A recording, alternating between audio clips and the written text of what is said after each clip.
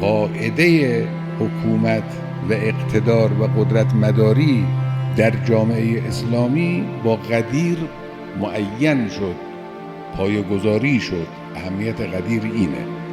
معلوم شد که در جامعه اسلامی حکومت سلطنتی معنا ندارد، حکومت شخصی معنا ندارد، حکومت زر و زور معنا ندارد، حکومت اشرافی معنا ندارد، حکومت تکبر بر مردم معنا ندارد، حکومت امتیازخواهی و زیاده خواهی و برای خود جمع کردن و افزودن معنا ندارد، حکومت شهوترانی معنا ندارد. این معلوم شد که در اسلام اینجوریست. این قاعده در قدیر وضع شد.